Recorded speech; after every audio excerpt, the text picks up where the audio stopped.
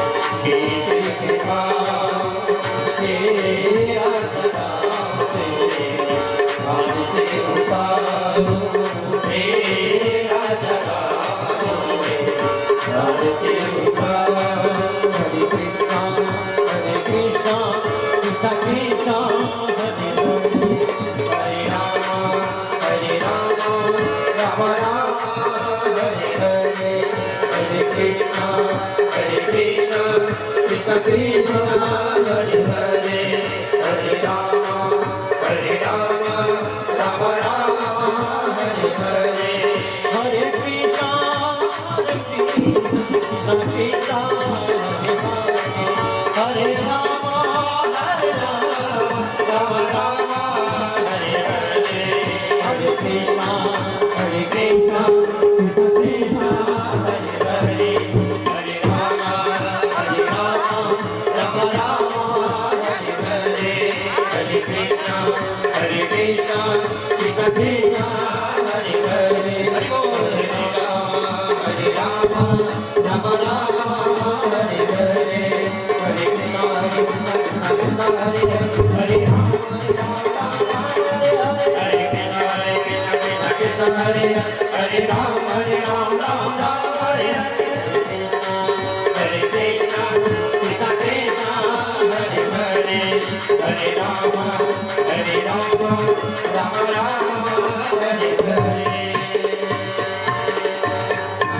सरोजने शीतलं करणम् आत्माभिवन्दनं परमात्माभिवन्दनम्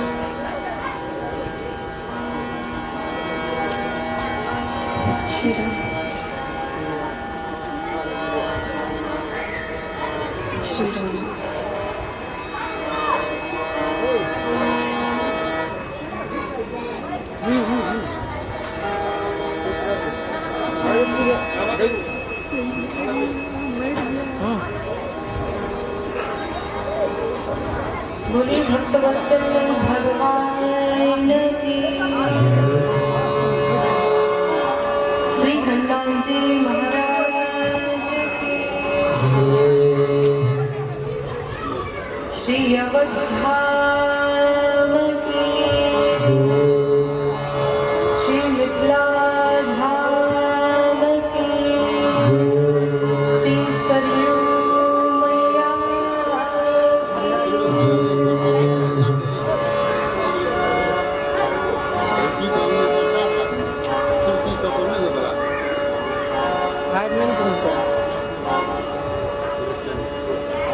itu kok kan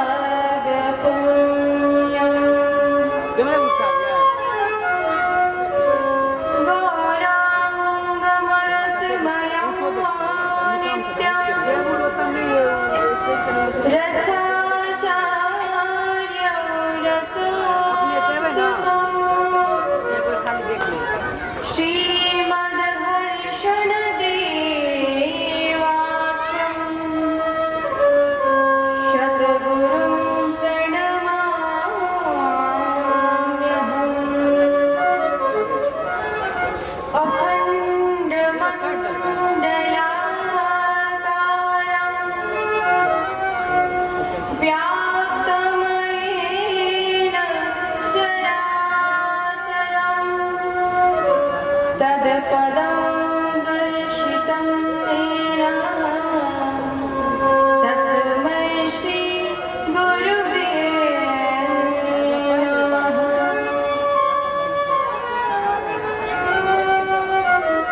बोली भक्तवत्सल भगवान की, श्री रामलला सरकार की, श्री किशोरी की, श्री अवधाम की, श्री मिथिला धाम की। हे ईश सब सुखी हो, कोई न हो दुखारी, सब हो निरोग भगवन, धन धान्य के भंडारी, सब भाद्र भाव देखे, सन्मार्ग के पथिक हो, दुखिया न कोई होवे, सृष्टि में प्राण धारी। हे ईश सब सुखी हो, कोई न हो दुखारी, सब हो निरोग भगवन, धन धान्य के भंडारी। सुखी बसे संसार में, दुखिया रहे न कोई, यही अभिलाषा हम सबकी भगवन पूरी हो।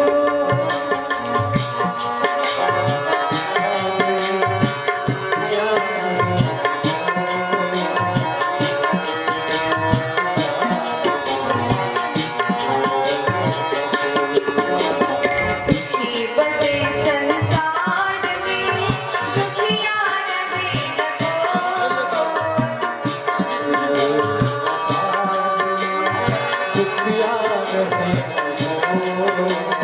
यही अभिलाषा हम सबकी भगवन पूरी हो।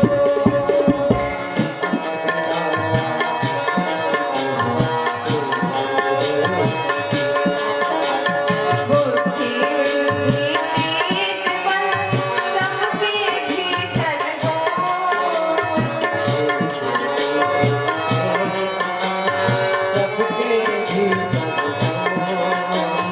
दूध कूट धन धान्य से वंचित रहे न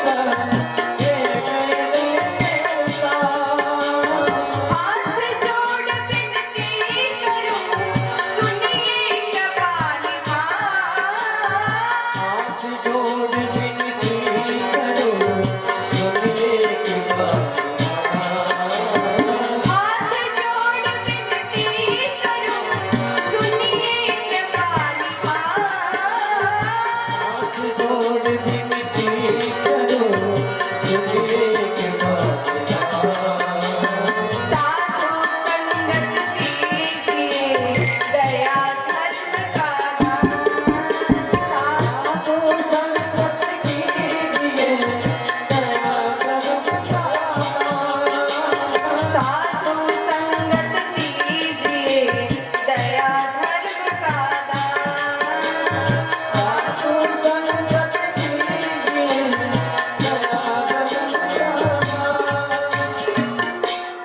बोली भक्तवत्सल भगवान की श्री किशोरी जी की हम सभी भगवान श्री राम जी श्री किशोरी जी की कथा श्रवण करें, उनके महिमा के उनके गुणों का अनुवाद करें, श्रवण करें। इसके पूर्व आप सभी भक्त मीठी मीठी ताली सेवा करते हुए भगवान का नाम लेंगे। राम राघव की प्राण प्रिया भजो रे मन सिया सिया। राम राघव की प्राण प्रिया भजो रे मन सिया सिया।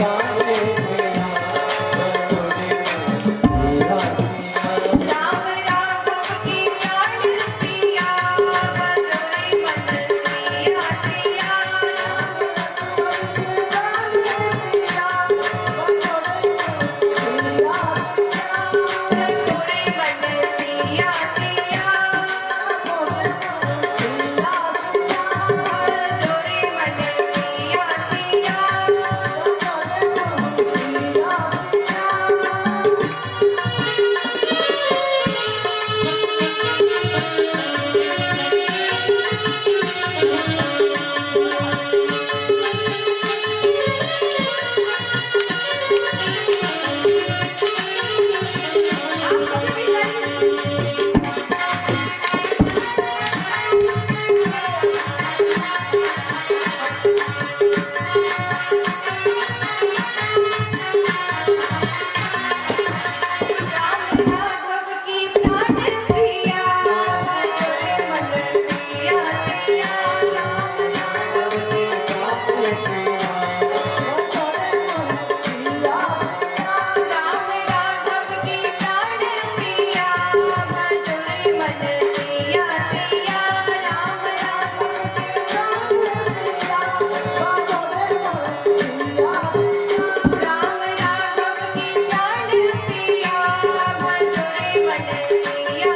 सिया सिया।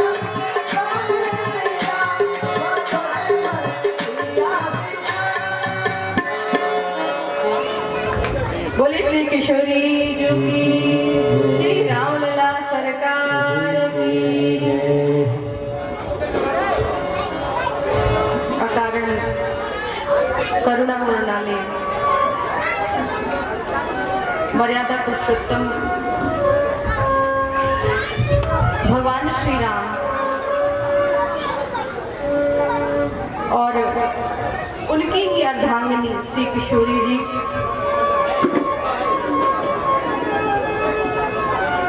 जो सदैव अपने भक्तों पर करुणा वर्षाती है, कृपा वर्षाती है। करुणामयी कृपामयी श्री सीता जी, श्री सीता जी की बहुत बड़ी कृपा है आपके ऊपर भी और हमारे ऊपर भी।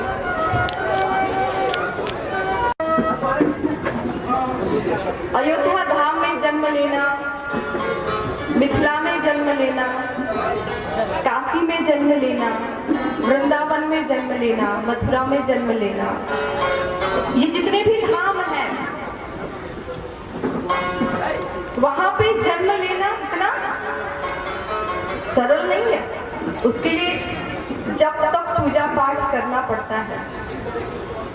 और उसके बाद जाकर हमें भगवान की कृपा होती है, किशोरी जी की कृपा होती है, तो उनकी कृपा से हमारा जन्म तीर्थ में होता है।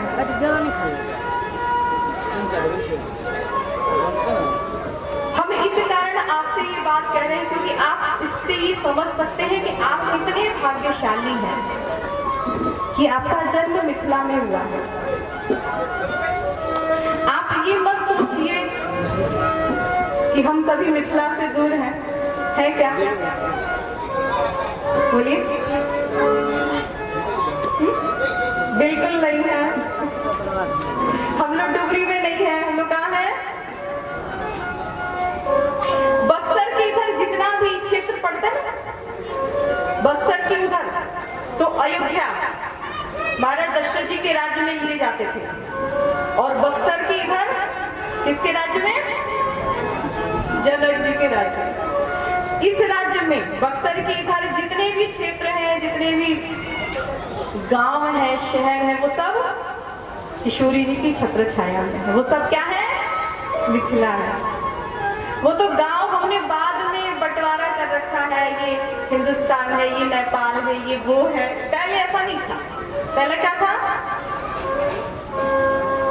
महाराज जनक जी का राज्य यहाँ से, महाराज दशरथ जी का राज्य वहां से, उनके राजा का राज्य वहां से, ऐसे था। ये बंटवारा हमने अब किया है और अलग अलग बंटवारा करके अलग अलग नाम हमने स्वयं से रख लिया है। आपका जहां जन्म हुआ है ये कोई साधारण धरती नहीं है, ये वो धरती है, ये वो पृथ्वी है, ये वो माँ है जहां पर साक्षात जगत जननी श्री सीता जी प्रकट होकर आए हैं। ये वो धरती है जहां पे आपने जन्म लिया है। और गोस्वामी तुलसीदास जी ने रामचरितमानस में एक चौपाई के माध्यम से कहते हैं कि जो मिथिला के वासी हैं, जो मिथिला में रहने वाले हैं, वो कैसे हैं।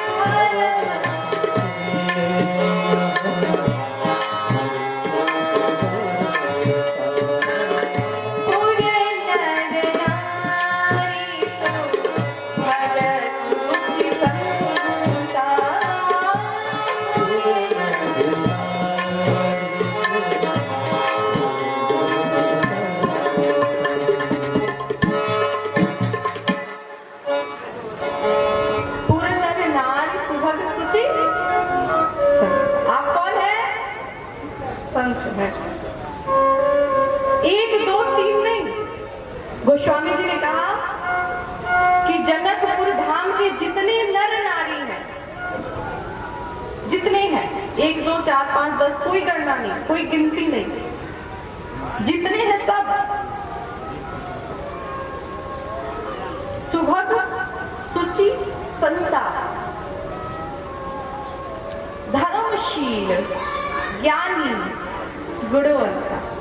धर्मशील है, धर्म को मानने वाले। ज्ञानी भी है, ये भी नहीं कि मूर्ख है, ज्ञानी है। गुणवंता, समस्त गुणों से संपन्न है, सब गुण है इनके अंदर। आप तो इतने महान हैं और आप इस धरती पे आपका जन्म हुआ है, आप रहते हैं, आप यहाँ पे वास करते हैं। बहुत खुशी है आपके इस डुमरी ग्राम में कि आप सभी श्री किशोरी जी से बहुत अच्छा संबंध रखते हैं। और बहुत पास में आप लोग निकट रहते हैं, आप लोग का आना जाना लगा रहता है। जनकपुर धाम यही पास में ही है। वहां के जो महाराष्ट्री हैं श्री महल सरकार जी, यहाँ पे आधा से अधिक भक्त ऐसे हैं, सज्जन ऐसे हैं जो महाराष्ट्री से मंत्र लिए हैं, दीक्षित हैं, दीक्षा लिया है, शिष्य हैं, चेला। आप सभी महाराष्ट्री के शिष्य हैं। हमारे जीवन में कोई संत, कोई अच्छा संत, कोई अच्छा गुरु वैसे नहीं मिलता है, वैसे नहीं मिलते। ये जब किशोरी जी की कृपा होती है तो किशोरी जी कृपा करके अच्छे संत, अच्छे महापुरुष की सानिध्य हमें प्राप्त करवाते हैं। आप सभी इतने सौभाग्यशाली हैं जो मैं अपने मुख से व्यक्त नहीं कर सकती कि आप सभी महाराष्ट्री के सानिध्य में रहते हैं, शिष्य हैं, मतलब आप महाराष्ट्री के पुत्र हैं, बेटा है। आपके यहाँ बेटा को क्या कहते हैं? क्या कहते हैं? चुप मत रहिए, मैंने पूछा तो बोलना है, चुप नहीं रहना है। बेटा को क्या कहते हैं अपने यहाँ? बउआ, नुन्नू, बउआ। आप सभी महल सरकार के क्या है? नुन्नू है। क्या है? बउआ है। गुरु और चेला का संबंध कैसे होता है? बोलिए। बेटे बाप की तरह का होता है, बाप की तरह, बउआ की तरह ही तो होता है। यदि औरत है, लड़की है, वो यदि शिष्य हो गई तो वो कैसे होती है? एक बेटी की तरह।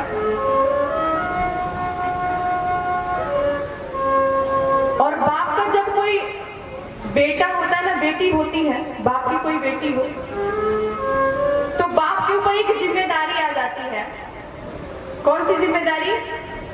कि उसको पढ़ाना लिखाना है, अच्छा संस्कार देना है, और उसके बाद उसका हाथ पकड़ के एक योग्य पुरुष देखकर उसका कन्यादान करना होता है ना।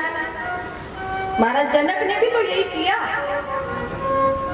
मेरी भाषा आपकी समझ में आ रही है ना? नहीं तो मैथिली भाषा तो बहुत ही अच्छी है, सुनने में आनंददायी है, पर बोलना नहीं आता मुझे। और जल्दी जल्दी आप लोग बोलते तो बिल्कुल पल्ले नहीं पड़ते। आप क्या बोल के निकल गए, चेहरे से पता चलता है। हंस रहे हो तो कोई अच्छी बात होगी। भाषा तो बहुत मीठी है, और इतनी मीठी भाषा है मैथिली भाषा, इतनी मीठी कि आप अपने भाषा में गाली दे दो ना, तब भी अयोध्या वाले नहीं समझ सकते। ना ना ना ना, समझने वाले नहीं। इसीलिए कहे राम जी गाली पे गाली इतना क्यों सुन के चले गए? क्योंकि मैथिली भाषा में जो आप गाली देंगे उसका जो रस है, जो आनंद है, वो 2-4 पूरी व्यक्ति अधिक ही खाएगा कि 2-4 और गाली देते, रोटी और गाली देते। आपका तो परम सौभाग्य है कि आप सभी मिथिला में जन्म लिए हैं। तो बाप बेटी का जो संबंध होता है, महाराज जनक जी की पुत्री है सीता जी, किशोरी जी, उन्होंने भी योग्य एक पुरुष देखकर और उनका पानी ग्रहण संस्कार करते, कन्यादान करते हैं। और यह कार्य हर पिता करता है, अपनी बेटी की योग्य वर देकर उसका कन्यादान करना। जो काम पिता करता है ना, वही काम गुरु करते हैं, बिल्कुल वही काम गुरु का है। गुरु क्या करते हैं? वो भी अपने चेले का हाथ ले लेते हैं, अपने बउआ का हाथ लेते हैं, और फिर उसका हाथ लेकर भगवान के हाथ में दे देते हैं। भगवान के हाथ में देने का अर्थ है पानी ग्रहण करा देते हैं। अब मेरा काम खत्म, अब तो तुम परमात्मा से मिल लो, भगवान से मिल लो। गुरु का सबसे बड़ा काम क्या है? संत का सबसे बड़ा काम यही है, उसका लक्ष्य ये है कि वो अपने शिष्य को, अपने बउआ को भगवान तक पहुंचा दे, अपने नुन्नू को भगवान तक पहुंचाए, रास्ता बताए, ऐसे पूजा करो, ऐसे भगवान का भजन करो, ऐसे नियम जब तक करो, इतना माला तुम रोज जपा करो, 6000 12,000 तुम रोज नाम जप किया करो, परमात्मा तक तुम पहुंचोगे धीरे धीरे। गुरु का यही काम है। आप सभी के लिए तो परम सौभाग्य की बात है कि श्री श्री महल सरकार श्री गुरुदेव जी, जो आप सभी के ऊपर उनकी बहुत बड़ी कृपा है, जो जनकपुर धाम के महाराष्ट्री हैं, और उनके ही आशीर्वाद से, उनके ही सानिध्य में, उनकी ही कृपा से आज यह कथा प्रारंभ हुई है। आज इस कथा का प्रथम दिन है। आप सभी को ज्ञात है कि आज पहला दिन है कथा का, और इस कथा के जितने भी कार्यकर्ता गण हैं उन सभी को इस व्यासपीठ से बहुत बहुत साधुवाद, बहुत बहुत धन्यवाद। चूंकि न जाने कई महीनों से ये प्रयास था कि ये कथा हो, सालों से था, मुझे तो महीना ही पता था। ये महीनों वाली बात नहीं है, सालों वाली बात है। कई साल से आपने ये विचार बना रखा था कि यहाँ पे कथा होनी चाहिए। आज वह दिन है कि आप सभी लोग कथा श्रवण कर रहे हैं। ये कथा भी 2-4 महीने पहले ही होने वाली थी, किसी कारणवश ये कथा स्थगित कर दी गई, पर आज बहुत प्रसन्नता है, बहुत खुशी है, और मेरे लिए परम प्रसन्नता है कि मुझे सरकार के सानिध्य में बैठकर उनके आशीर्वाद से आज अपने वाणी को पवित्र करने का सुअवसर प्रदान हो रहा है। अयोध्या से आना, भगवान राम जी के नगरी से आके श्री किशोरी जी के नगरी में उनकी ही कथा उनके ही सामने सुनाना, ये कितना महत्वपूर्ण है। श्री किशोरी जी की बहुत बड़ी कृपा है, और इस कथा के आयोजन में जितने भी हमारे भक्तगण लगे हैं, जितने भी सहयोगी हैं, जो दिन रात मेहनत कर रहे हैं इस कार्यक्रम को सफल करने में, प्रारंभ करने में, उन सभी को इस व्यासपीठ से बहुत बहुत धन्यवाद, बहुत बहुत साधुवाद। मेरे लिए परम सौभाग्य की बात है कि मुझे इस वर्ष इस यज्ञ, इस कथा में आने का सौभाग्य प्राप्त हुआ। ये श्री राम की कथा रूपी यज्ञ है। आपके समक्ष सामने ही श्री श्री 108 श्री राम जानकी मनोकामना मंदिर, जो आपके समक्ष ही है, सामने ही बिल्कुल दर्शन दे रहे हैं प्रभु। और यहाँ पे जो भगवान विराजमान है, राम जी विराजमान है, जो सीता जी विराजमान है, वो आज की कल की तो है नहीं, कई सौ वर्ष पुरानी है। कई सौ वर्ष पुराने हमारे उसमें राम जी विराजमान है, और बड़ा ही सुंदर स्वरूप है। बगल में श्री हनुमान जी भी हैं। उन सभी के चरणों में प्रणाम करते हुए, आशीर्वाद लेते हुए, आइए हम सभी लोग मिलकर भगवान श्री राम जी और भगवान श्री किशोरी जी की कथा को हम श्रवण करते हैं। बोलिए भक्तवत्सल भगवान की, श्री किशोरी जी की।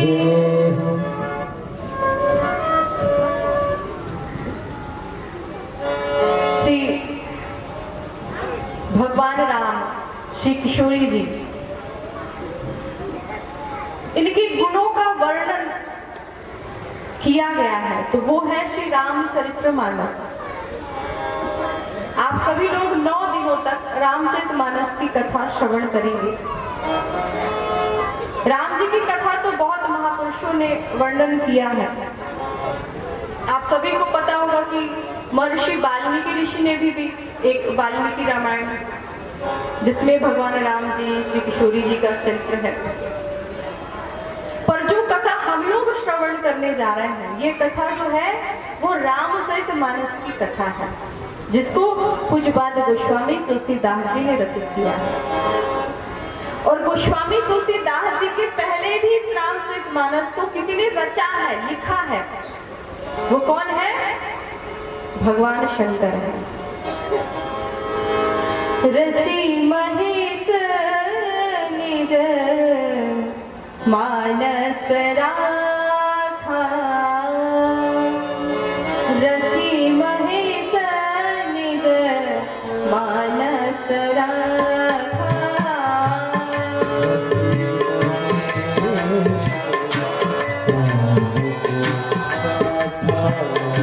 पाई सुहामायसी वासन भाखा।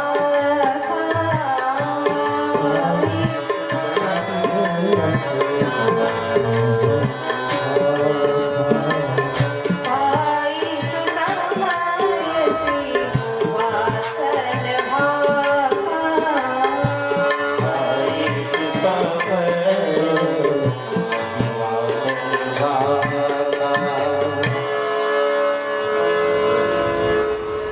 इस रामचरितमानस की रचना सबसे पहले गोस्वामी तुलसीदास जी से भी पहले किसी ने किया है, तो वो है भगवान शंकर जी। किसने किया? आप लोग बोला करिए, आप चुप हो जाते हैं ना, तो मुझे लगता है हम इतना कह के निकल गए और आप समझ ही नहीं पाए। गोस्वामी तुलसीदास जी के भी पहले इस रामचरितमानस की रचना भगवान शंकर जी ने किया। रचि महेश निज मानस राखा, पायस समय सिवासन। समयानुसार भगवान शंकर जी ने इस कथा को पार्वती जी को सुनाया है। गोस्वामी तुलसीदास जी कहते हैं उनकी ही प्रसादी है, भगवान शंकर जी की ही प्रसादी है जो मैं आप सभी को सुनाने जा रहा हूं। और गोस्वामी तुलसीदास जी ने तो यहाँ तक कह दिया, स्वांतः सुखाय तुलसी रघुनाथ गाथा, भाषा निबंध मध्य मंजुल मात नौती। गोस्वामी जी ने कहा स्वांतः सुखाय, ये किसी और के सुख के लिए नहीं, मैं तो अपने सुख के लिए लिख रहा हूं। इस ग्रंथ का रचना मैं अपने सुख के लिए कर रहा हूं। पर आप ही विचार करें, क्या संत का खुद का कोई सुख होता है? वो सब सुख को तो छोड़कर वो साधु बनता है। बोलिए, कोई साधु है, कोई संत है, कोई महापुरुष है, उसका खुद का कोई सुख है?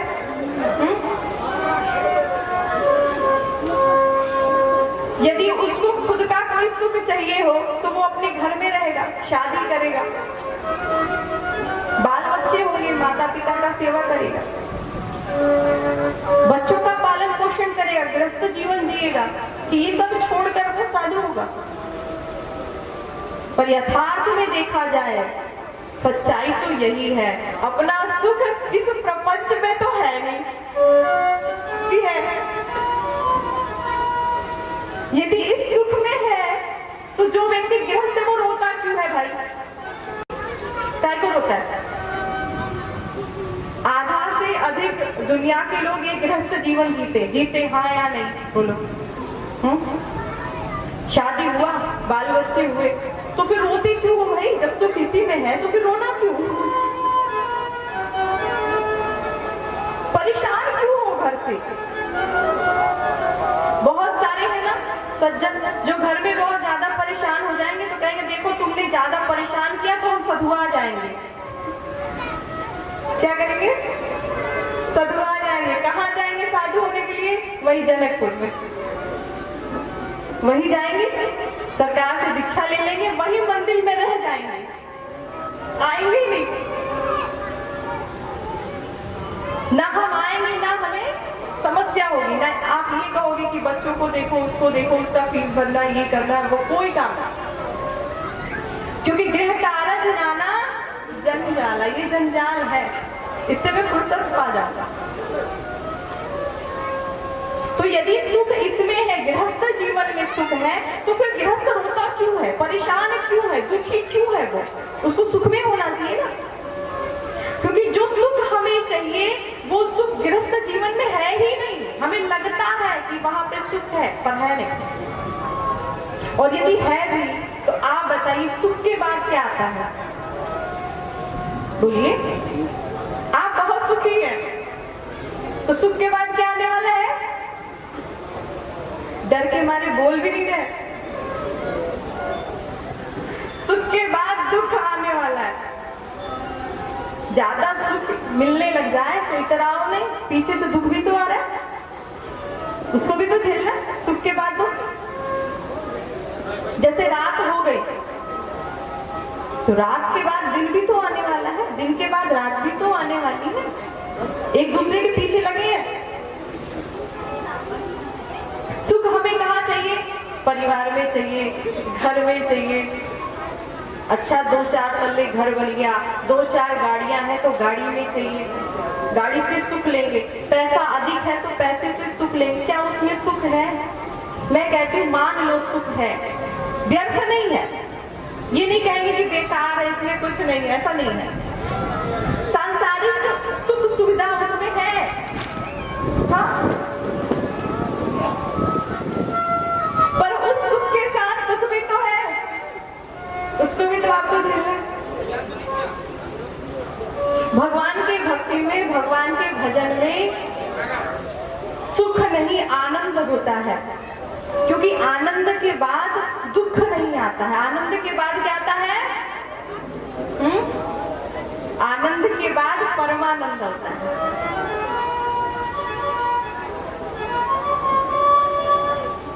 हमें ज्यादा से ज्यादा यही इच्छा रखनी चाहिए, चेष्टा रखनी चाहिए कि हमारे जीवन में आनंद हो, सुख ना हो,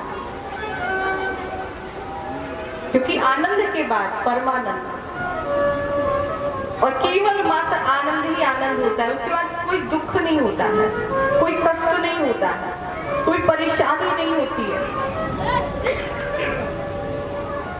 तो संत जो होता है, जो साधु होता है, वो सब अपना सुख सुविधा छोड़कर वो कहाँ आता है? सुख छोड़कर भगवान की भक्ति में। और जब वो भगवान की भक्ति में, भगवान के लिए वो अपना पूरा जीवन न्योछावर कर देता है, पूरा जीवन, पूरी लाइफ उसका भगवान के लिए होता है। 1-2 घंटा यदि हम भगवान का भजन करना चाहें तो हमारे पास समय नहीं होता है, टाइम नहीं होता है। पर जो संत, जो साधु बचपन से लेकर वृद्ध अवस्था हो गई, बूढ़े हो गए, उनकी पूरी जिंदगी भगवान के लिए समर्पित होता है। वो संत, वो साधु कितना समर्पण करते हैं, कितना त्याग करते हैं। आप विचार करके देखिए, आप त्याग कर पाएंगे? हम कर पाएंगे? हमारे तो बस की नहीं है। पर वो संत अपना पूरा जीवन भगवान को समर्पित कर देते हैं, उनके चरणों में दे देते हैं। गोस्वामी तुलसीदास जी कहते हैं स्वांतः सुखाय, और इस स्वांतः सुखाय में गोस्वामी तुलसीदास जी के लिए पूरे जगत के सुख है, पूरे संसार का सुख है, क्योंकि संत के हृदय में भगवान होते हैं, और भगवान के हृदय में पूरा संसार, उनके भक्तगण होते हैं। तो जहाँ भगवान को सुख हुआ, वहाँ हम सभी को तो सुख होना ही होना, आनंद होना ही होना। तो गोस्वामी तुलसीदास जी के स्वांतः सुख में पूरी दुनिया के, पूरे संसार का सुख है। ऐसे संत जिन्होंने पूरी दुनिया पे इतना बड़ा उपकार किया है, इसलिए हमें हमारे जीवन में सदैव संत की सानिध्यता में ही रहनी चाहिए। संतन के संग लाग रे, तेरी अच्छी बनेगी। संतन के संग लाग रे, तेरी अच्छी बनेगी। संग लाग रे, तेरी अच्छी बनेगी। संतन के संग लाग रे, तेरी अच्छी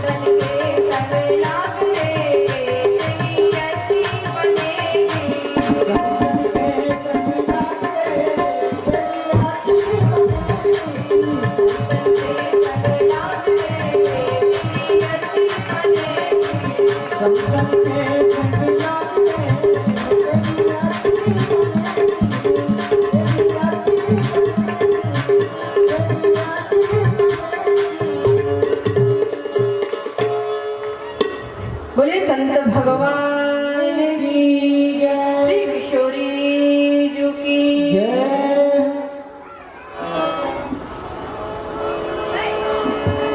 तो ऐसे परम संत जिन्होंने इस रामचरितमानस की रचना की है, गोस्वामी तुलसीदास जी महाराज, इस रामचरितमानस में उन्होंने राम जी का वर्णन किया है, श्री किशोरी जी के चरित्र को, भगवान श्री राम जी के चरित्र को। हमारे जीवन में यदि किसी के चरित्र को उतारने की आवश्यकता है तो वो कौन है? इस पूरे संसार में, पूरे ब्रह्मांड में, पूरी दुनिया में यदि किसी के भी चरित्र को उतारने योग्य है तो वो है भगवान श्री राम। इस दुनिया में समस्त पुरुषों का किसी का आचरण करना चाहिए तो वो है भगवान राम। भगवान राम जी ने जितना सब कुछ किया है वो आप सब कर सकते हैं, सब करने योग्य है, करना चाहिए, करिए। यदि आपको जीवन आनंद में व्यतीत करना है, साधु साई नहीं, गृहस्थ जीवन, साधु साई तो बहुत दूर की बात है, गृहस्थ जीवन को यदि सुख पूर्वक, आनंद पूर्वक व्यतीत करना है तो उसके लिए क्या करना पड़ेगा? राम जी के चरित्र को अपने जीवन में उतारना पड़ेगा। और माताओं को किसका जीवन उतारना है? बोलिए, श्री किशोरी जी के चरित्र को, सीता जी के चरित्र को अपने जीवन में उतारिए। सारी जगत की माता है, जगत जननी है सीता जी, पर वो भी अनुसुईया जी के पास जाकर स्त्री धर्म का वर्णन करना सुनती है। स्त्री का धर्म क्या होता है, स्त्री को कैसे रहना चाहिए, कैसे होना चाहिए, स्त्री का धर्म क्या है। एक पातिव्रत धर्म का पालन करने वाली स्त्रियां किस रास्ते पर चलती हैं, किस मार्ग पे चलती हैं, उनका आचरण क्या होता है, ये सीता जी शिक्षा लेती हैं। और अनुसुईया जी ने कहा भी, अरे सीते, आपको मैं क्या उपदेश दूंगी, आपको मैं क्या बोलूंगी, आपके माध्यम से इस पूरी दुनिया में, इस संसार में जितनी भी माताएं हैं उन सभी को मैं स्त्री धर्म का निर्वाह करना सिखा रही हूं, शिक्षा दे रही हूं। तो आपको अपने जीवन में यदि उतारना है तो सीता जी के आचरण को उतारना चाहिए। पर आप सभी तो भक्त हैं, गले में कंठी है, तुलसी जी का माला है जो गुरु द्वारा प्राप्त हुआ है, कंठी, मत्थे चंदन है, और ऐसे साधारण जो लोग होते हैं वो लोग तो बस टीवी खोल लिए, टीवी में खोले और जो भी पिक्चर दिख रहा हो उनको, हीरो हीरोइन जो भी उन्होंने किया है बस उनको वही करना है। क्या अच्छा है, क्या बुरा है, उसे क्या शिक्षा लेना चाहिए, कोई लेना देना कोई मतलब नहीं है। क्या है, उसने क्या पहन रखा है, झुमका कैसा है उसका, उसने साड़ी कौन सी पहन रखी है, अरे कहाँ दिमाग है आप लोगों का, उसने बाल कैसे कटा रखा है, बस टीवी में देखा और वही करना है आपको। उसको तो वो काम करने के लिए पैसे मिल रहे हैं, आपको कौन पैसा दे रहा है? अच्छा, वो जो बाल की डिजाइनिंग है उसके ऊपर अच्छा लगता भी है। यदि किसी हीरो ने बाल कटिंग करा रखा है, किसी लड़के ने देख लिया कि उस हीरो ने तो ऐसे बाल कटा रखा है, वो भी जाएगा ब्यूटी पार्लर, वो भी कटा लेगा, सैलून में जाके वो भी कटा लेगा, तो उसके ऊपर तो बड़ा अच्छा लग रहा है। पर इसने अपने बाल को चिड़िया का घोंसला बना लिया, बस थोड़ी सी टाइम है कि चिड़िया आके बैठ जाए, बस हो गया, उसका चिड़िया का घोंसला तो हो फिक्स है। हमें हमारे जीवन में इन लोगों को देखकर अपने जीवन में नहीं उतारना चाहिए, चरित्र को नहीं बदलना चाहिए। हमें किसका चरित्र अपनाना चाहिए? भगवान श्री राम का अपनाना चाहिए, श्री किशोरी जी का अपनाना चाहिए। भगवान राम जी ने जो किया है वो सब करने योग्य है, सब करना चाहिए, सब करो। राम सा पुत्र न राम सा भ्राता, राम सा पति नहीं राम सा त्राता, राम सा पुत्र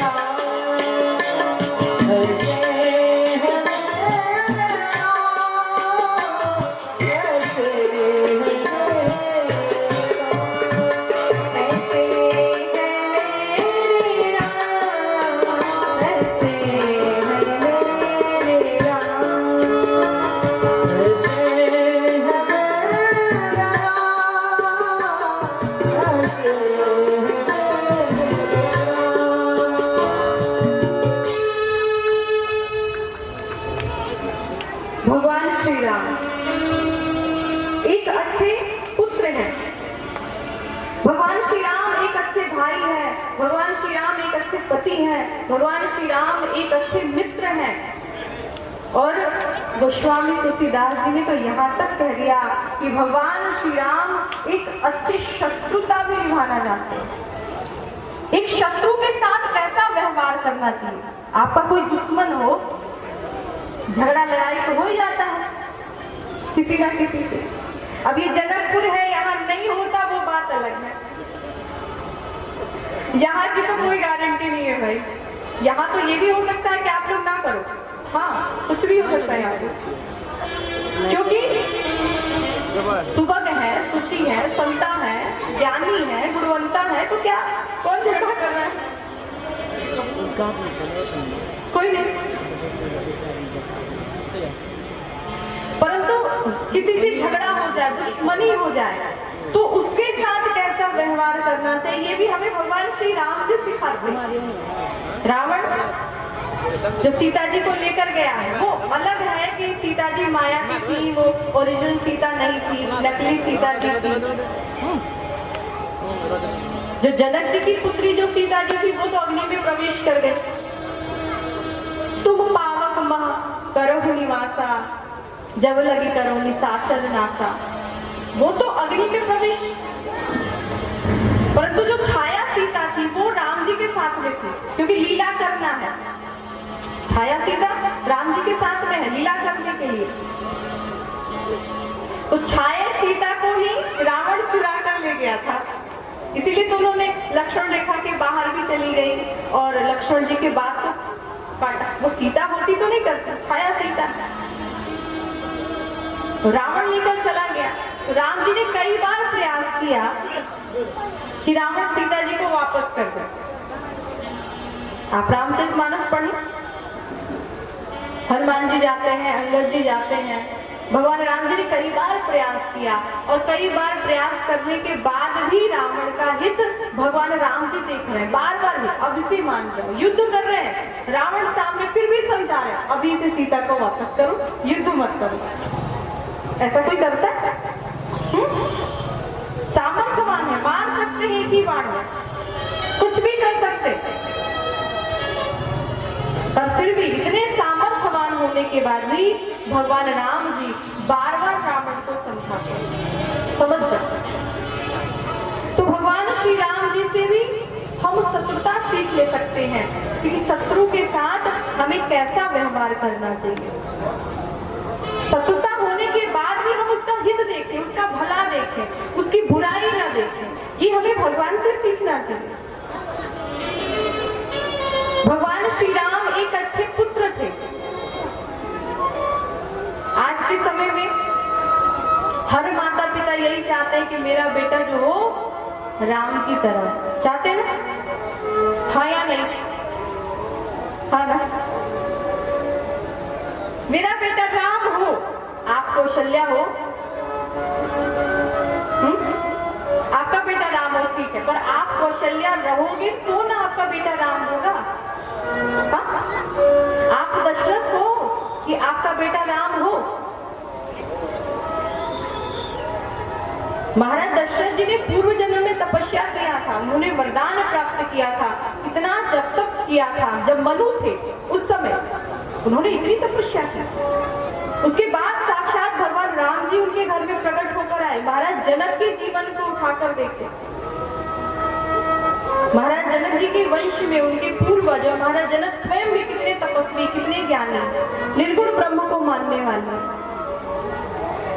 तब श्री किशोरी जी उनके यहाँ प्रकट होकर आए। तो हमारी यदि विचारधारा ये हो कि हमारे पुत्र राम जैसे हो, सीता जैसी हो, तो स्वयं का भी आचरण वैसा होना पड़ेगा। आप सभी श्रवण कुमार के नाम को जानते हैं। श्रवण कुमार के नाम को क्यों जानते हैं? क्योंकि श्रवण कुमार ने अपने माता पिता का सेवा किया था, जबकि उनके माता पिता अंधे थे, आंख नहीं था, फिर भी 2 टोकरी बनाया उसको और एक पे माँ को बिठाया, दूसरे पे पिताजी को बिठाया और कंधे पे रख के वो पूरा यात्रा करवाया, घुमाया, सारे तीर्थ में दर्शन करवाए। चाहते तो ये बोल सकते थे कि पिताजी माँ जी आपके आंख ही नहीं है, अंधे हो, तो आप क्या देखोगे? आप स्वयं कभी विचार करके देखें कि श्रवण कुमार के माता पिता अंधे हैं, वो क्या दर्शन करेंगे, क्या देखें? कोई व्यक्ति अंधा हो, वो क्या दर्शन करेगा जी? ये दुनिया बहुत ही अच्छी हो, बहुत सुंदर हो, और आपके पास 2 आंख ना हो, क्या करेंगे? पूरी दुनिया आपके लिए बेकार है, बहुत ही अच्छी है, बहुत, पर आपके लिए तो पूरी दुनिया बेकार है, कोई काम लायक नहीं है। और ये दोनों आंख हो आपके पास तो पूरी दुनिया आपके लिए बहुत अच्छी है। तो श्रवण कुमार ने अपनी आंखों से अपने माता पिता को तीर्थ दर्शन करवाया। भगवान श्री राम एक अच्छे पुत्र हैं और भगवान श्री राम एक अच्छे भाई भी हैं।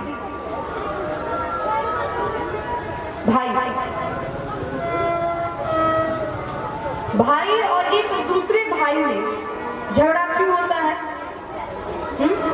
जब तक वो छोटे रहते हैं तब तक तो ठीक है, एक साथ खेलना कूदना, बड़े हो गए, शादी ब्याह हो गए, पत्नी आ गए, बच्चे आ गए, अब दोनों में झगड़ा क्यों? झगड़ा इसलिए है कि इतनी जमीन तेरी है और इतनी जमीन मेरी है, यहाँ से तुम्हारा, वहां से मेरा। थोड़ा सा भी जमीन, 1 फुट भी जमीन इधर उधर नहीं होना चाहिए, बराबर हिस्सा लगना चाहिए, बिल्कुल बराबर। भगवान राम जी के भी भाई हैं, लक्ष्मण जी हैं, जिन्होंने अपना पूरा जीवन भगवान राम जी के चरणों में समर्पित कर दिया है। 14 वर्ष तक जिन्होंने नींद नहीं लिया, जिन्होंने भोजन नहीं लिया, जिन्होंने फल नहीं खाया, नहीं पाया। और भगवान श्री राम जी के ही भाई हैं भरत जी, आप सभी जिनको जानते होंगे भरत जी।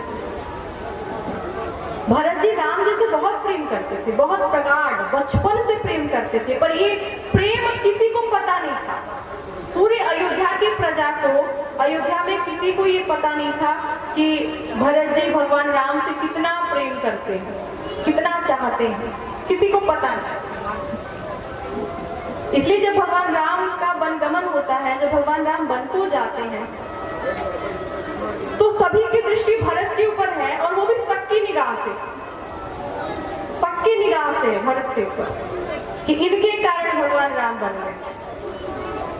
और जब भरत जी सारे अयोध्या की प्रजा को लेकर, गुरु को लेकर, माता पिता को लेकर, माता को लेकर, जब भरत जी चित्रकूट पहुंचते हैं, तब जाके अयोध्या की प्रजा को यह प्रतीत हुआ, ये ज्ञात हुआ कि नहीं, भरत जी तो राम जी से बहुत प्रेम करते थे, और इतना प्रेम करते हैं कि इनकी प्रेम की कोई सीमा नहीं है। प्रेम की पराकाष्ठा कोई है तो वो है भरत जी, बहुत प्रेम करते हैं भगवान राम। और उनका प्रेम प्रकट तब हुआ जब भगवान राम का वनगमन हुआ। यदि वनगमन नहीं होता तो भरत जी का प्रेम कभी प्रकट ही नहीं होता, किसी को ये ज्ञात ही नहीं होता, किसी को पता ही नहीं चलता कि भरत जी कितना प्रेम करते हैं। भगवान राम जी के और भरत जी के जीवन में भी झगड़ा है, दोनों भाई में, यहाँ पर भी झगड़ा है, और एक भाई दूसरे भाई से भी झगड़ा करता है। एक भाई दूसरे भाई से झगड़ा करता है, इतनी जमीन मेरी, इतनी जमीन तेरी। और भगवान राम और भरत जी का जो झगड़ा है वो इसलिए है कि सब तुम्हारा, सब तुम ले लो, पूरे अयोध्या का राज्य भरत तुम ही ले लो। और भरत जी कह रहे नहीं नहीं, मैं कैसे राज्य ले लूंगा, अयोध्या का राज्य सिंहासन तो आपका हुआ, आप बड़े पुत्र हैं, आपका अधिकार है, आपका है, आप लीजिए। राम जी और भरत जी के जीवन में इसलिए झगड़ा है कि मुझे नहीं चाहिए ये अयोध्या का ऐशो आराम, ये धन, ये सुख, ये सुविधा हमें नहीं चाहिए, राज्य सिंहासन नहीं चाहिए, राज्य नहीं चाहिए। और हमारे लिए तो इसलिए झगड़ा है कि हमें सब चाहिए, सब हमें को मिल जाए, सब मेरा, उसका कुछ नहीं होना चाहिए। इसलिए तो महाभारत हो गया, महाभारत इसी कारण हुआ। भगवान श्री राम एक अच्छे भाई भी हैं। दो समय ऐसा आता है जब भगवान मुस्कुरा देते हैं। वैसे तो भगवान हर समय मुस्कुराते हुए ही रहते हैं, हर समय मुस्कुराते हैं, पर मुस्कुराना अलग होता है, हंसना अलग होता है, किसी का हंसी उड़ाना अलग होता है। हंसना अच्छी बात है, हंसना चाहिए, खुश रहना चाहिए, प्रसन्न रहना चाहिए। और जो व्यक्ति सदैव प्रसन्न रहता है वो भगवान की सबसे पहली भक्ति करता है। भगवान की भक्ति क्या है? कि आप सदैव प्रसन्न रहें, सदैव आप खुश रहें। ये भगवान की भक्ति है, ये भक्ति में आता है, सदैव खुश रहना, प्रसन्न रहना। प्रसन्न रहना अच्छी बात है, हंसना अच्छी बात होती, पर किसी की हंसी उड़ाना अच्छी बात नहीं होती। तो भगवान हर समय प्रसन्न रहते हैं, हर समय हंसते हैं, और दो समय ऐसा आता है कि भगवान देखकर मुस्कुरा देते हैं कि ये क्या हो रहा है, ये क्या है, ये दुनिया के लोग क्या कर रहे हैं। एक कोई डॉक्टर हो, उसके पास कोई मरीज पहुंचता है कि मुझे बहुत जोर से तबीयत खराब है, तबीयत ठीक नहीं है, बीमारी है, और उसके सर पे, उस मरीज के सर पे काल खड़ा हो, वो मरने वाला हो, जिंदा वो रहने वाला नहीं है, और फिर भी डॉक्टर देखकर ये बोले कि तुम 5 लाख रुपया 10 लाख रुपया लेकर आओ, मैं इसको बचा लूंगा, इसको कुछ नहीं होगा। होता है ना ऐसे? डॉक्टर को पता है ये मरने वाला है, बचेगा ये नहीं, पर उसके बाद भी पैसे लेने के चक्कर में डॉक्टर कहता है कि मैं इसको बचा लूंगा, मैं ठीक कर लूंगा, तुम 10 लाख लेकर तो आओ, लेकर आओ पहले। घर वालों को इतना प्रेम है, स्नेह है इतना, माता है, पिता है, कैसे छोड़ दे थोड़े से 10 लाख 5 लाख रुपयों के लिए। अपने माता पिता को थोड़ी ना छोड़ देंगे, अपने भाई को थोड़ी ना छोड़ देंगे। वो प्रेम के वश में आता है घर पे, और दौड़े दौड़े वो पूरी जमीन को बेच देता है, खेत है वो बेच दिया, घर बेच दिया, 10 लाख हुआ, अब जाके वो डॉक्टर को देता है। मर गया पहले ही, पर डॉक्टर उस पैसे को लेने के बाद भी देखने नहीं देता है। 2 घंटा 4 घंटा 5 घंटे के बाद बोलेगा कि मैं इसको बचा नहीं पाया। पैसा तो उसने ले लिया, आपसे मिलने दिया नहीं, आप मरीज से नहीं मिल सकते।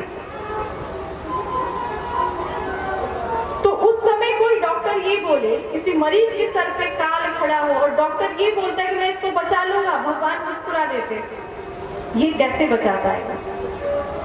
कह रहा है मैं बचा दूंगा। और दूसरा, एक भाई दूसरे भाई से कहता है इतनी जमीन तेरी, इतनी जमीन मेरी, भगवान उस समय मुस्कुरा देते हैं। और जहां भगवान मुस्कुराते हैं वही माया होता है। मेरे राघव तेरा मुस्कुराना, मेरे राघव तेरा मुस्कुराना, भूल जाने के काबिल नहीं है। मेरे राघव तेरा मुस्कुराना, भूल जाने के काबिल नहीं है। मेरे राघव तेरा मुस्कुराना, मेरे राघव तेरा मुस्कुराना, भूल जाने के काबिल नहीं है, भूल जाने के काबिल नहीं है। चोट खाया है जो मैंने दिल पे, चोट खाया है, चोट खाया है जो मैंने दिल पे, चोट खाया है, वो दिखाने के काबिल नहीं है, वो दिखाने के काबिल नहीं है, वो दिखाने के काबिल नहीं है, वो दिखाने के काबिल नहीं है।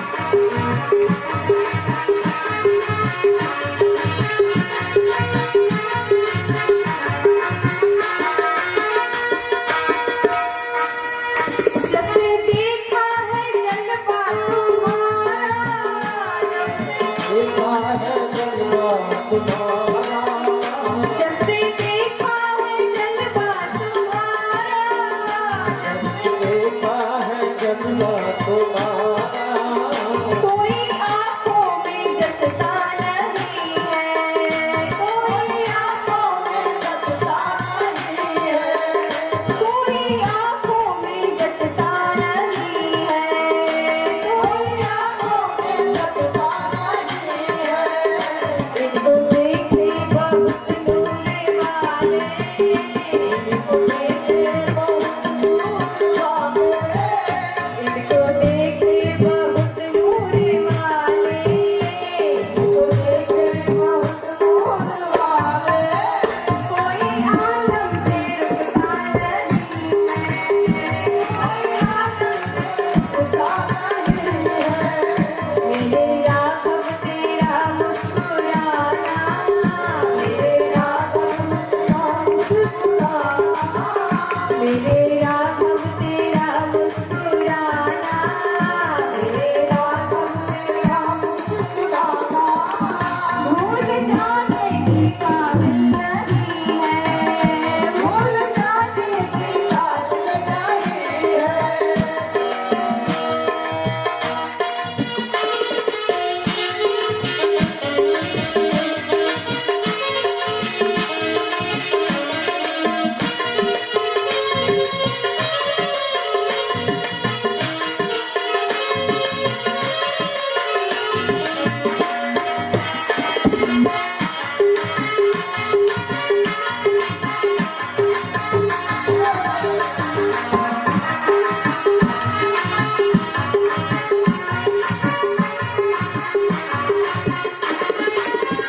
तेरी सूरत पे कुर्बान जाऊं, तेरी सूरत पे कुर्बान जाऊं, तेरी सूरत पे कुर्बान जाऊं, तेरी सूरत पे कुर्बान जाऊं, तेरी आसें है जो डूबे जाऊं, तेरी आसें है जो डूबे जाऊं, तेरी आसें है जो डूबे जाऊं, तेरी आसें है जो डूबे जाऊं।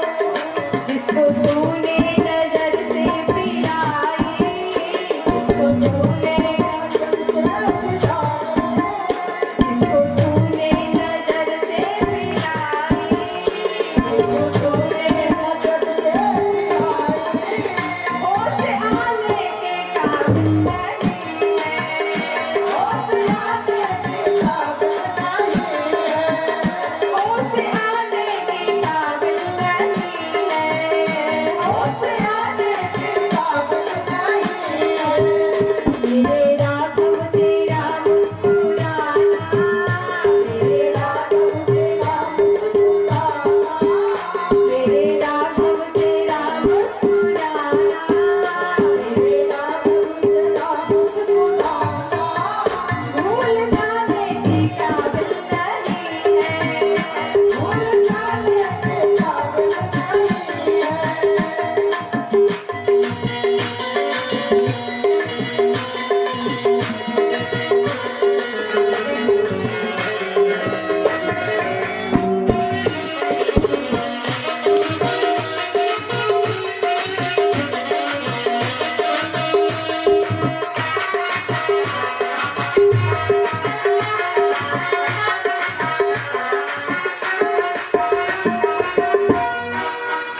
मैंने पूछा कि फिर कब मिलोगे,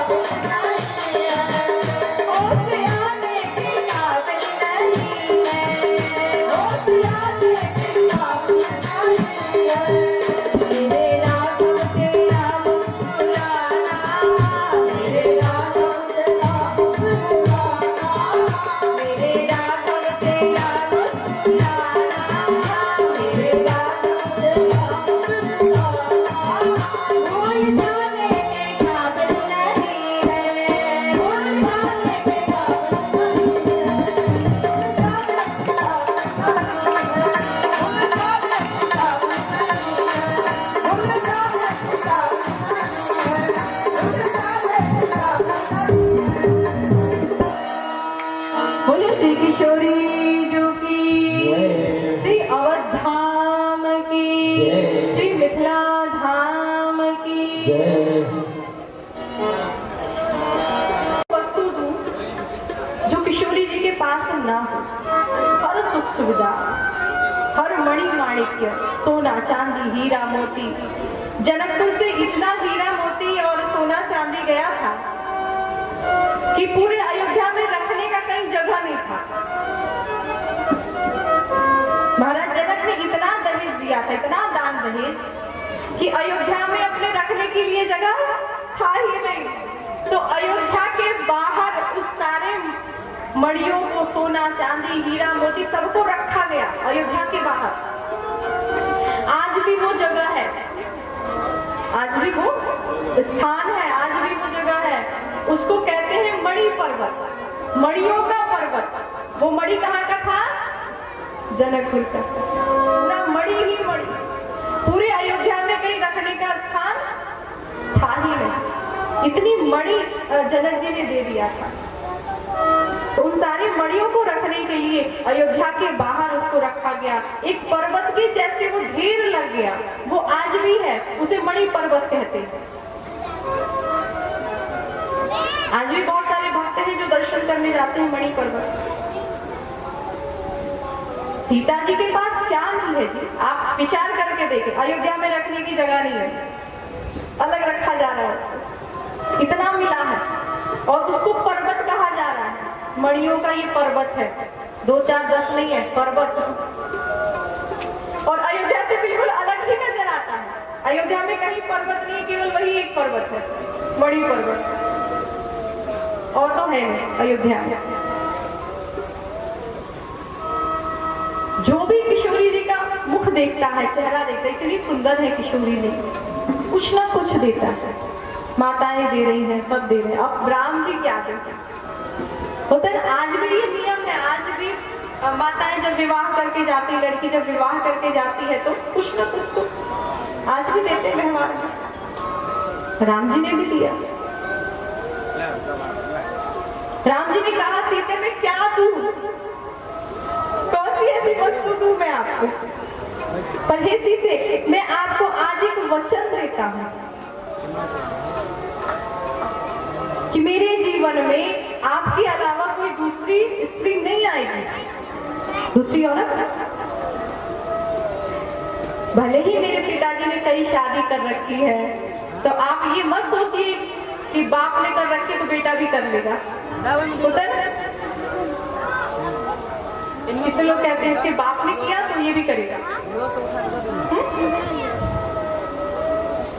राम जी ने कहा नहीं सीते, आप ये मत विचार करिएगा कि मेरे पिताजी ने 3 शादी की है तो मैं भी 2 4 कर लूंगा। ये विचार मत करिएगा, मैं नहीं करूंगा, मैं आपको वचन देता हूं। महाराज दशरथ जी की कितनी शादी? कितनी? गाली सुनाते समय तो खूब सुनाया आप लोगों ने।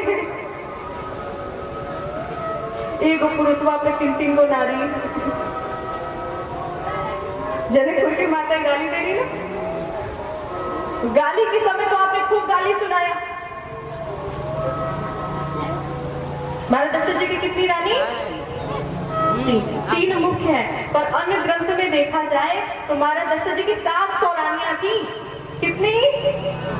700। रामचरितमानस में तो वर्णन नहीं आता है कि 700 रानियां थी महाराज दशरथ जी की, पर अन्य ग्रंथ में आप देखें स्पष्ट रूप से गोस्वामी तुलसीदास जी ने ही लिखा है कि सीता जी जब विवाह करके जाती हैं तो सीता जी ने 700 सासुओं के पैर छुए थे।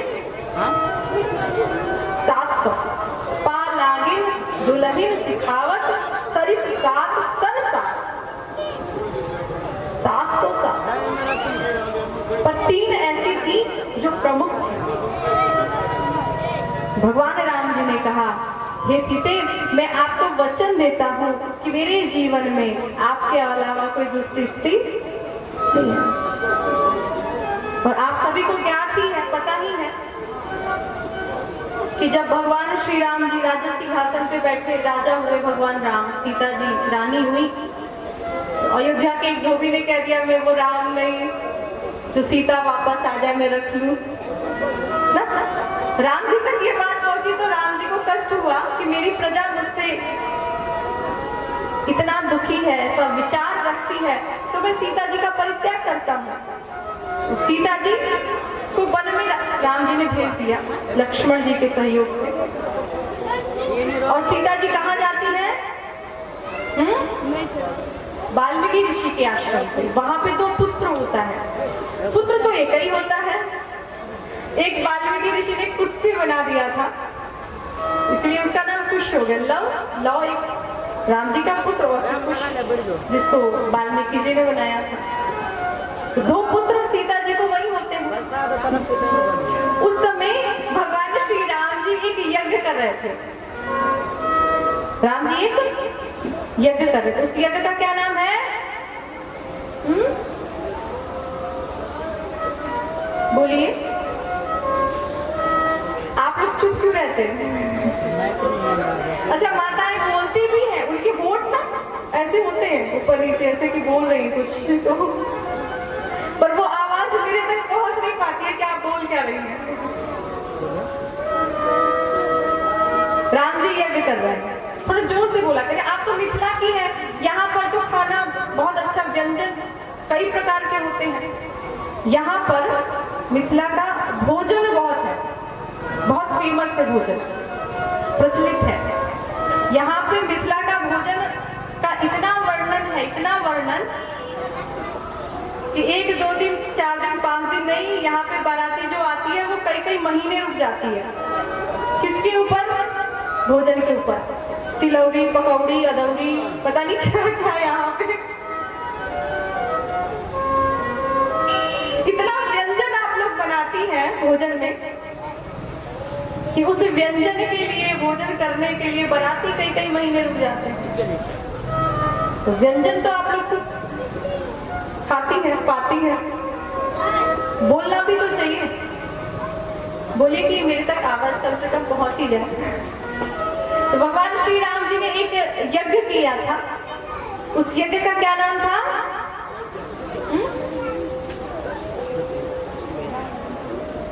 कौन सा? आप सभी के तरफ से महाराष्ट्री बोल रहे हैं।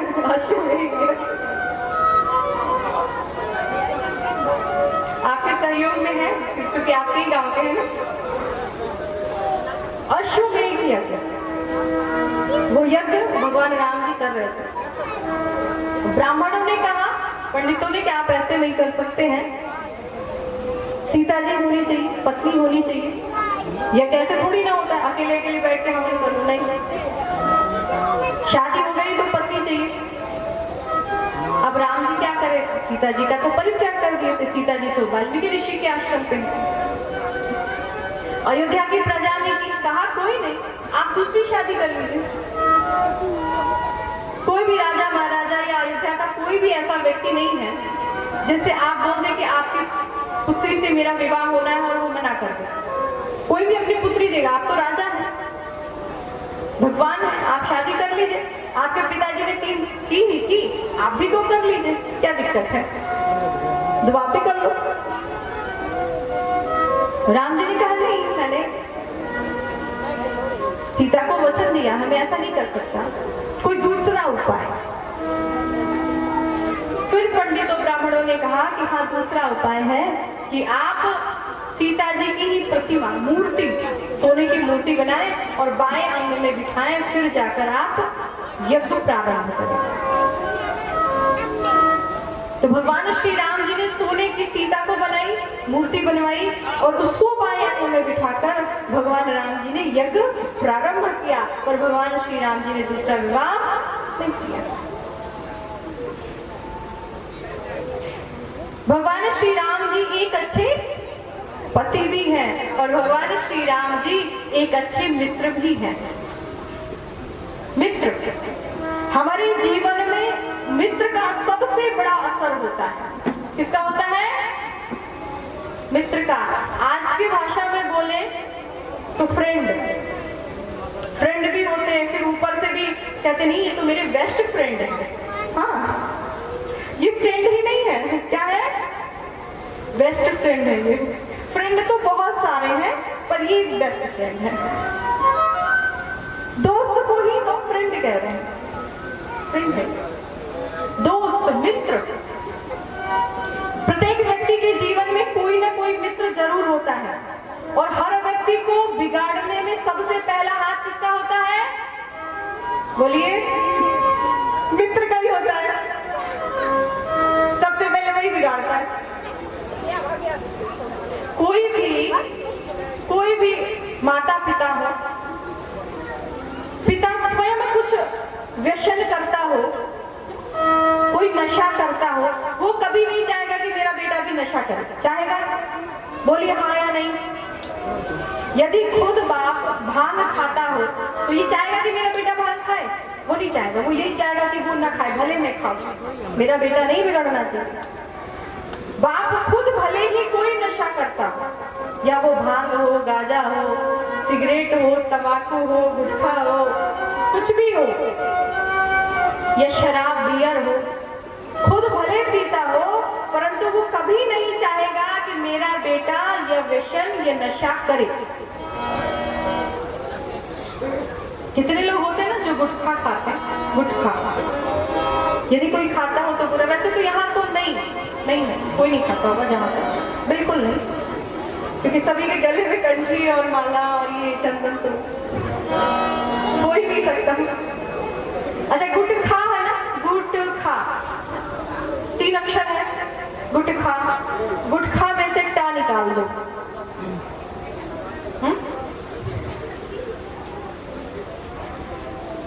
गुटखा है कि नहीं है? गुटखा, उसमें से यदि आप टा निकाल दें तो फिर उसके बाद क्या बचेगा? बोलिएगा नहीं बिल्कुल, पर आप खुद समझ सकते। तो इतनी गलत वस्तु खाते हैं, वो भी शाम से। दोस्त क्या कहेगा? मैं गुटखा खा रहा हूं, एक काम कर, दो ही दाना तू खा ले, पैसा मत देना, मैं पैसा तुझसे नहीं ले रहा, तू 2 दाना खा ले। आज खिलाएगा, कल खिलाएगा, परसों खिलाएगा। जब उसको पता चल जाएगा कि आपको आदत लग गई है तो वो कहेगा क्या?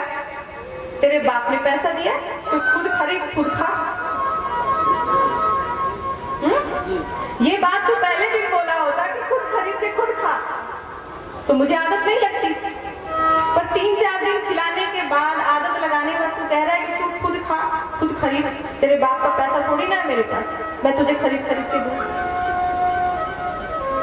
किसी भी व्यक्ति को बिगाड़ने में सबसे पहला हाथ किसी का होता है तो वो दोस्त होता है, फ्रेंड होता है,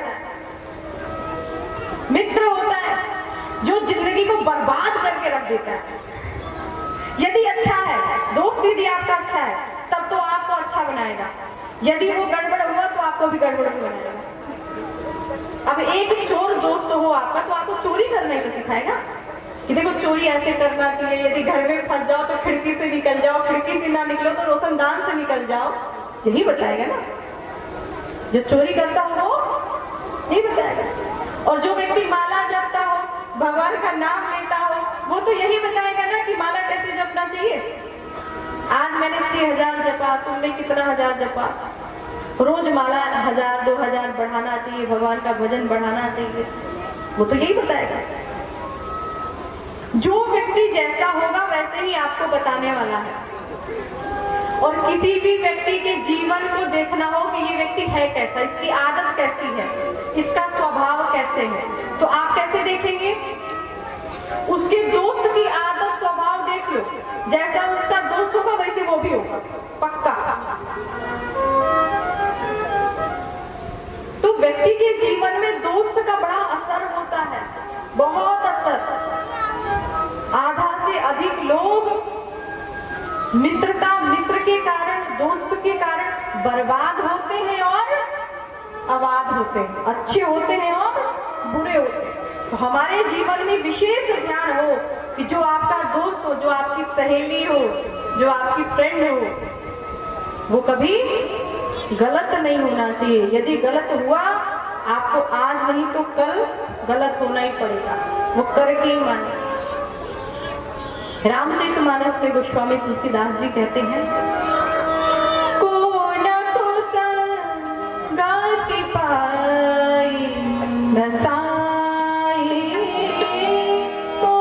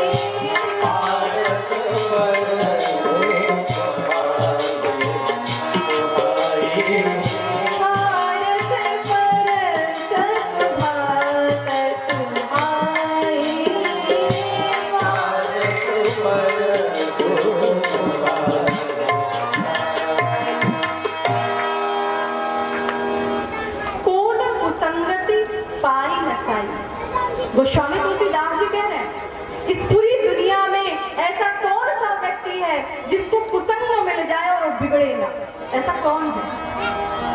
हो ही नहीं सकता जी, नहीं हो सकता। आपको कुछ गलत, आपको दोस्त मिल जाए, आपका मित्र गलत हो, आपकी सहेली गलत हो, आप अच्छे हो, नहीं हो सकता। वो बिगाड़ क्यों रहेगा? ये हम नहीं कह रहे, ना ना ना, मैं नहीं, गोस्वामी तुलसीदास जी कह रहे, कौन कुसंगति पाई न सारी। जब भगवान राम जी की माँ, भरत जी की माँ कैकेयी जी कुसंग के संग में पड़ गए। मंथरा कुसंग है, उसकी बुद्धि गड़बड़ है, गलत है, उसकी सोच गलत है मंथरा की। ऐसे मंथरा के संगत में जब कैकेयी जी पड़ गई, किसकी माँ है? राम जी की माँ है, भरत जी की माँ है। वो कुसंग में पड़ गई, उसकी भाषा बोलना शुरू कर दिया। तो जब उनका कुसंग के चक्कर में नाश हो सकता है, तो हम लोग तो तुच्छ व्यक्ति हैं भाई।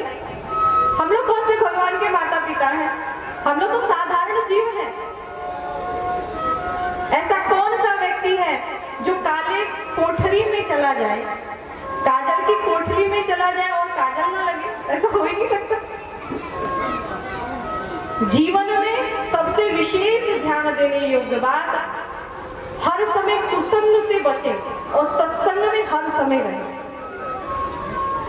व्यक्ति के जीवन में जितना जल्दी सत्संग असर नहीं करता है, उससे ज्यादा जल्दी कुसंग असर कर जाता है। सत्संग असर करने में टाइम लगता है, पूजा पाठ करने में हमें टाइम लगेगा। हम सोचेंगे करें ना करें, क्यों करें, काहे करें, भगवान तो सुनते ही नहीं है।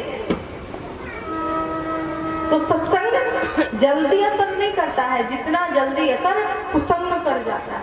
इसलिए सदैव कुसंग से हमें बच के रहना चाहिए। तो भगवान श्री राम जी एक अच्छे मित्र भी हैं। ऐसे भगवान श्री राम जी की कथा आइए हम सभी लोग श्रवण करें। गोस्वामी तुलसीदास जी ने रामचरितमानस का प्रारंभ किया है और गोस्वामी तुलसीदास जी ने रामचरितमानस प्रारंभ करते हुए सबसे पहले गोस्वामी तुलसीदास जी ने एक श्लोक बोला है। आइए हम सभी लोग मिलकर उस श्लोक को दोहराते हैं।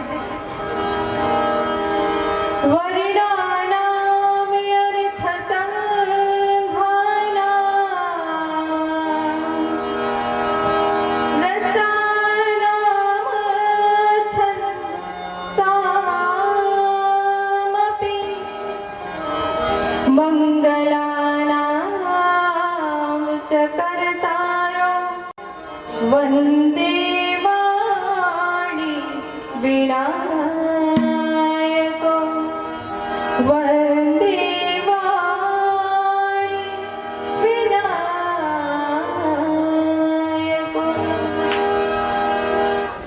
गोस्वामी तुलसीदास जी ने सबसे पहले रामचरितमानस में स्तुति किया है, वंदना किया है, प्रार्थना किया है। किसका? वंदे वाणी विनायक। वाणी अर्थात सरस्वती जी और विनायक अर्थात गणेश भगवान। किसकी वंदना? सरस्वती जी की और गणेश जी। हमारे देश में प्रथम पूज्य कोई है तो वो कौन है?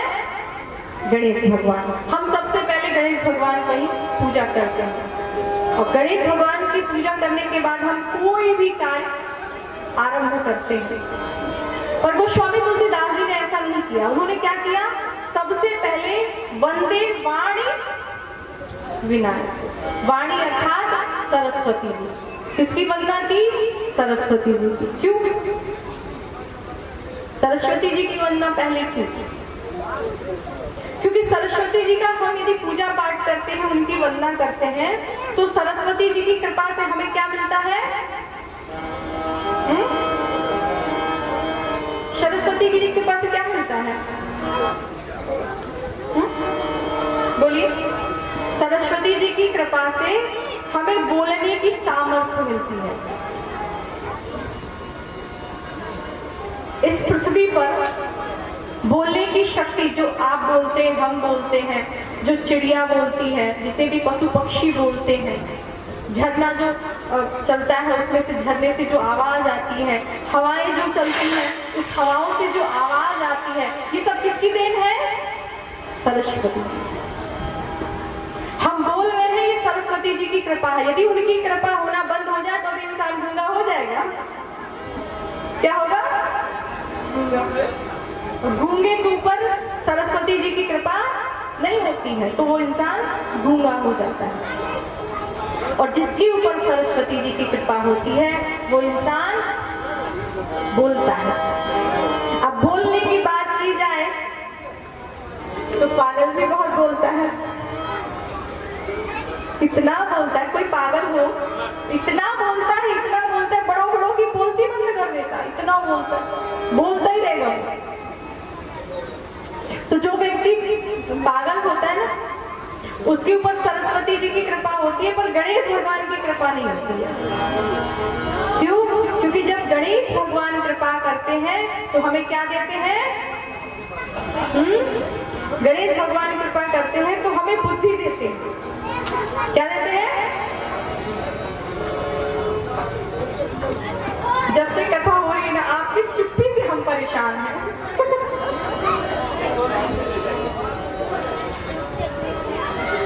बहुत परेशान है आपकी चुप्पी से हम। जब भी हम बोलते हैं आप चुपचाप सुनते हैं, आप बोलते बिल्कुल नहीं है। तो यदि सरस्वती जी कृपा करती है तो बोलने की सामर्थ्य देती है, और क्या बोलना चाहिए क्या नहीं बोलना चाहिए इसकी समझ, इसकी बुद्धि कोई देता है तो वो है गणेश भगवान। और इन दोनों की कृपा जब व्यक्ति के ऊपर होती है तो व्यक्ति पूजनीय होता है। हमारे ऊपर दोनों की कृपा होना बहुत जरूरी है, इसलिए गोस्वामी तुलसीदास जी ने दोनों की वंदना किया है। मां शारदे तुम्हें आना होगा, मां शारदे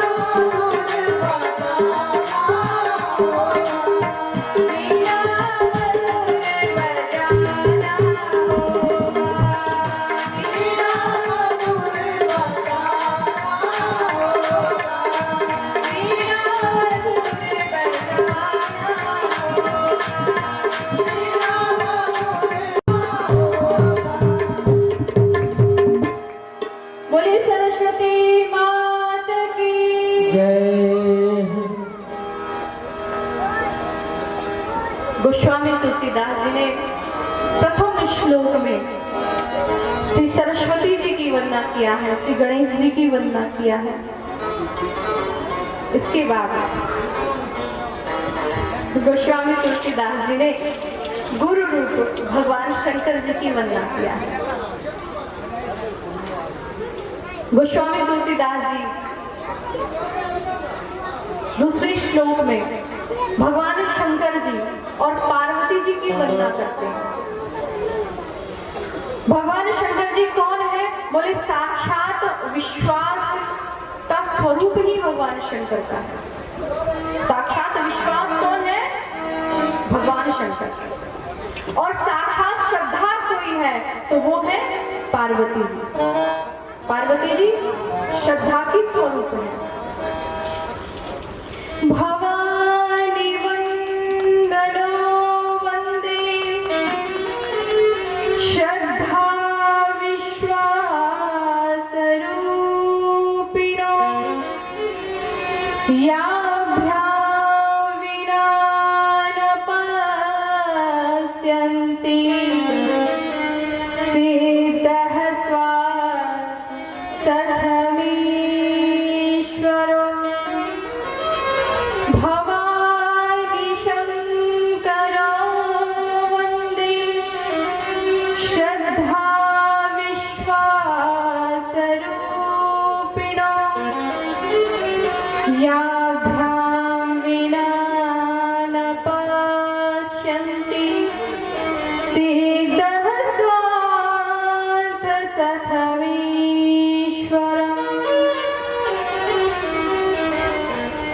गोस्वामी जी कहते हैं भगवान शंकर जी साक्षात विश्वास के स्वरूप है। हमारे जीवन में विश्वास होना बहुत जरूरी है। विश्वास के बिना आप कोई भी भक्ति नहीं कर सकते हैं। आपका धर्म कोई भी हो पर उस धर्म के मूल में विश्वास होना बहुत जरूरी है। भगवान के ऊपर हम विश्वास करते हैं। विश्वास जो होता है ना, यह एक बार किसी व्यक्ति के ऊपर हो जाए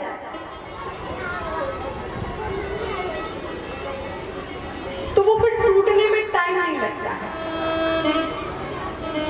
सामने वाला यदि उस विश्वास को मजबूत करने का प्रयास न करे तो विश्वास बहुत जल्दी टूट जाता है। विश्वास जितना जल्दी होता है उतना ही जल्दी ये टूटता है। विश्वास जितना जल्दी, हमारा रिश्ता कोई हो, संबंध हमारा कोई हो और उसमें विश्वास होना बहुत जरूरी है। या वो पति पत्नी का संबंध हो, या बाप बेटे का संबंध हो, या गुरु शिष्य का संबंध हो, या भक्त भगवान का संबंध हो, संबंध कोई हो, पर उस संबंध के मूल में यदि विश्वास नहीं है तो वो संबंध चलने वाला। जितने व्यक्ति के बीच में संबंध हो, या वो 2 व्यक्ति हो, 3 हो, 4 हो, 5 हो, 10 हो, उन व्यक्ति के बीच में यदि विश्वास नहीं है, संबंधों के बीच में, तो वो रिश्ता चलने वाला। और हर व्यक्ति को ये ध्यान देना चाहिए, यदि 2 व्यक्ति हैं तो दोनों को ध्यान देना चाहिए, 10 हो तो 10 को ध्यान देना चाहिए कि हमारा विश्वास जहां पर है वहीं पर बना रहे, टूटे ना, हटे ना। क्योंकि फिर यदि विश्वास टूट जाता है ना, तो फिर दूसरी बार होता नहीं है। टूटने के बाद कोई रस्सी हो, यदि वो टूट जाए तो वो क्या वो फिर से जुड़ेगी?